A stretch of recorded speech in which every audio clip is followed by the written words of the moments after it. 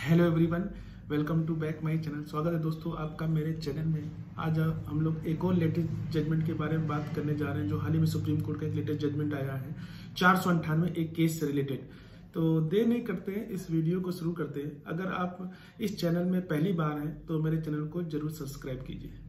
बहुत लोगों की क्वेरी मेरे पास आ रही है कि अगर उनके ऊपर 498 का एक केस चल रहा है और वो उसमें क्या वो बरी हो गए हैं, वो उसमें एक्विटल हो गए हैं, तो क्या अगर इन फ्यूचर उनको उसमें कहीं नौकरी अगर वो अप्लाई करते हैं और उसमें उनका गवर्नमेंट जॉब में उनका सिलेक्शन हो जाता है तो क्या उसके लिए वो एलिजिबल है कि नहीं। तो इस तरह की काफी सारी क्वेरी है जो काफी लोग मुझसे पूछ रहे हैं। तो आज का वीडियो उसी पे आधारित है। तो देर नहीं करते हैं, इस वीडियो को शुरू करते हैं। हाल ही में सुप्रीम कोर्ट का एक लेटेस्ट जजमेंट आया है जिसमें एक उम्मीदवार जिसपे 498 का एक केस चल रहा था, जिसका सिलेक्शन हो गया था, उसका जो अपॉइंटमेंट था उसको खारिज कर दिया गया। मैटर क्या था वो जानते हैं। हाल ही में एक मैटर ये था कि जो कैंडिडेट था और उसके ऊपर 2001 में 498 ए का केस चल रहा था। फिर वह 2006 में उस केस में वो बरी हो गया, उसमें एक्विटल हो गया। तब उसकी एज 18 वर्ष थी। तो उसने कुछ साल बाद 2013 में उसका एक पुलिस कांस्टेबल पे उसका एक सिलेक्शन हुआ जो कि गवर्नमेंट जॉब पे। तो उसने उसके लिए अप्लाई किया। अब जब उसमें उस जॉब के लिए 2013 में उसमें अप्लाई किया तो उसमें वेरिफिकेशन डिक्लेरेशन होता है और उसमें उसने खुद से ही बताया कि उसके ऊपर 498 का एक मुकदमा चला गया था जिसमें वह बरी हो गया है। जब उसने इस तरह का अपॉइंटमेंट वहां पे सबमिट किया पुलिस कांस्टेबल वेरिफिकेशन में साइन करके, तो उसका जो अपॉइंटमेंट था उसको कैंसिल कर दिया गया और उसका अपॉइंटमेंट नहीं किया गया।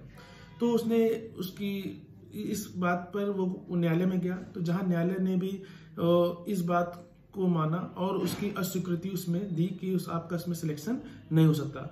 तो उसने क्या किया, फिर उसमें मध्य प्रदेश हाई कोर्ट में जो मैटर चल रहा था, फिर वहां पे हाई कोर्ट में मैटर गया, जहां पे उसने मध्य प्रदेश हाई कोर्ट ने भी कहा कि जो उसने वेरिफिकेशन जो उसने साइन किया और उसने बताया कि खुद से ही बता रहा है कि उस पर 498 का मुकदमा चल रहा है और उसमें बरी हो गया है। तो इस पे मध्य प्रदेश हाई कोर्ट ने कहा कि जो उसकी अस्वीकृति उसने महसूस की और उसकी याचिका को खारिज कर दिया। फिर जो वो कैंडिडेट था वो सुप्रीम कोर्ट गया और सुप्रीम कोर्ट पे अपनी बात उसने रखी। सुप्रीम कोर्ट ने आदेश दिया कि अगर किसी कैंडिडेट अगर वो उस अपराध के लिए एक्विटल हो, उसमें वह बरी हो गया है, तो उसके अधिकारों से वंचित नहीं किया जाता, उसको उस अपॉइंटमेंट में दिया जाना चाहिए। तो ये जो सुप्रीम कोर्ट का लेटेस्ट जजमेंट था जिसमें यही बताया गया कि जो कैंडिडेट था वो उसके ऊपर 2001 में 498 का केस चल रहा था और 2006 में उसमें वह बरी हो गया था। तो अगर इस तरह का अगर वो जॉब अगर आप लोग कोई भी जॉब पाते हैं और आप उसमें एक्विटल हो जाते हैं तो आप उसमें ये नहीं कि अगर आपको गवर्नमेंट जॉब लग गया और आपने उसमें पूछते हैं कि आप वेरिफिकेशन डिक्लेरेशन में ये बताते हैं कि मेरे ऊपर ये मुकदमा चल रहा था, मैं इसमें एक्विटल हो गया हूँ या बरी हो गया हूँ, तो आप उस आधार पर जॉब अपॉइंटमेंट के आप हकदार हैं। तो ये एक लेटेस्ट जजमेंट था।